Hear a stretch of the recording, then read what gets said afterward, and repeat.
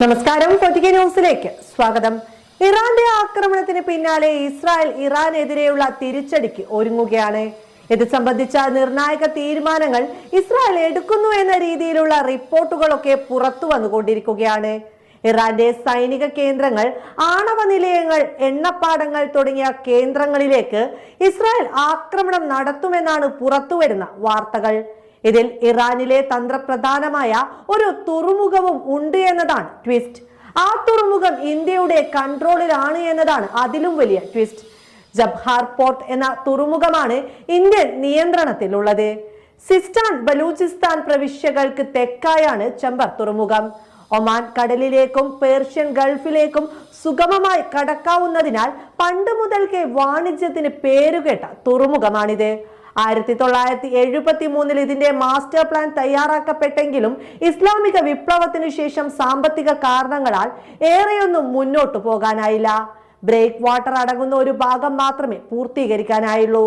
1981 ചെമ്പർ തുറമുഖത്തിലെ 2 ഭാഗങ്ങളിലൊന്നായ ഷഹീദ് കലന്താരി തുറമുഖത്തിന്റെ പ്രവർത്തനങ്ങൾ ആരംഭിക്കുകയുണ്ടായി.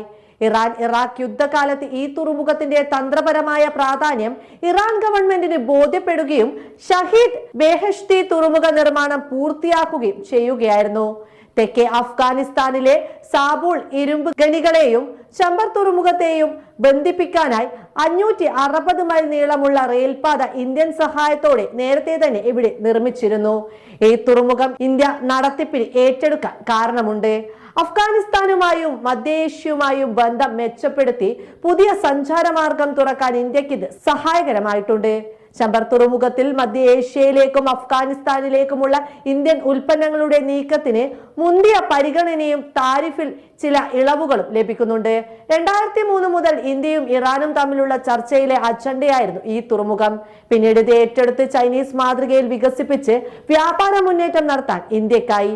പാകിസ്ഥാനിലെ ഗ്വാദർ തുറമുഖം വികസിപ്പിച്ച് വ്യാപാര രംഗത്ത് മുന്നേറ്റം കാഴ്ചവെച്ച ചൈനയുടെ നീക്കത്തിന് ബദലാണിത്. ഇന്ത്യയെ സംബന്ധിച്ച് വളരെ തന്ത്രപ്രധാനമായ ഈ തുറമുഖവും ഇസ്രായേലിന്റെ ഹിറ്റ് ലിസ്റ്റിലുണ്ട്. ഈ തുറമുഖത്തിന് നേർക്കുള്ള ഏതാക്രമണവും തടയുക എന്ന ലക്ഷ്യവും ഇറാനിലെത്തിയ ഇന്ത്യയുടെ 3 യുദ്ധക്കപ്പലുകൾക്ക് ഉണ്ട് എന്നതാണ് സത്യം. ഈ തുറമുഖ സംരക്ഷണത്തിനായി ഇന്ത്യ നടത്തിയ നിർണായക നീക്കത്തിന്റെ ഭാഗമാണ് ഈ യുദ്ധക്കപ്പൽ വിന്യാസം എന്ന റിപ്പോർട്ടുകൾ ഇപ്പോൾ പുറത്തു വരുന്നുണ്ട്.